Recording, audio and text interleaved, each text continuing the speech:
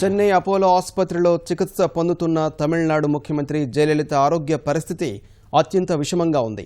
ఆదివారం సాయంత్రం ఆమెకు గుండెపోటు రాగా అత్యవసర చికిత్స విభాగంలో ఆమెకు వైద్యం అందిస్తున్నారు. నిపుణులైన వైద్య బృందం జయలలితకు చికిత్స చేస్తున్నారు. జయలలిత ఆరోగ్య పరిస్థితి అత్యంత విషమంగా ఉందని కొద్దిసేపటి క్రితం విడుదల చేసిన ప్రకటనలో అపోలో ఆసుపత్రి పేర్కొంది. ఎక్మో, లైఫ్ సపోర్టింగ్ సిస్టమ్స్ ద్వారా జయలలితకు చికిత్స కొనసాగుతున్నట్టు తెలిపింది. అత్యంత అధునాతన వైద్య పరికరమైన ఎక్మో గుండె, ఊపిరితిత్తుల పనిని ఏకకాలంలో నిర్వహిస్తోంది. శస్త్రచికిత్స చేసి జయలలితకు ఎక్మో అమర్చారు. ఎయిమ్స్ నుంచి ప్రత్యేక వైద్య బృందం కూడా చెన్నై చేరుకోనుంది.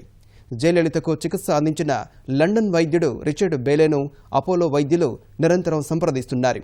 ఆయన్ను వెంటనే చెన్నైకు రావాల్సిందిగా అపోలో ఆసుపత్రి కోరింది. హృద్రోగ, శ్వాసకోశ నిపుణులు జయలలిత ఆరోగ్య పరిస్థితిని అనుక్షణం పర్యవేక్షిస్తున్నారు.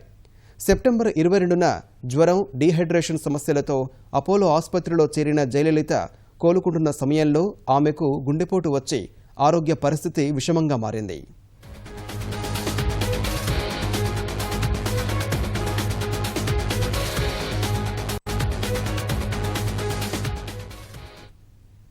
జయలలిత ఆరోగ్య పరిస్థితిపై కేంద్రం ఎప్పటికప్పుడు ఆరా తీస్తోంది. చెన్నైలో ఉన్న తమిళనాడు గవర్నర్కు ఫోన్ చేసిన కేంద్ర హోంమంత్రి రాజ్నాథ్ సింగ్ ఆమె ఆరోగ్య పరిస్థితిపై వాకబు చేశారు.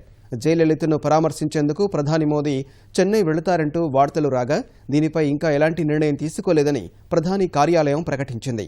జయలలిత ఆరోగ్యం విషమించిన దృష్ట్యా తమిళనాడు వ్యాప్తంగా భద్రతను కట్టుదిట్టం చేశారు. అపోలో ఆసుపత్రికి వచ్చే రహదారులను మూసివేసి బ్యారికేడ్లను ఏర్పాటు చేశారు. తమిళనాడు విజ్ఞప్తి మేరకు కేంద్రం అదనపు బలగాలను ఆ రాష్ట్రానికి పంపింది. సున్నిత ప్రాంతాల్లో కేంద్ర బలగాలను మోహరించారు.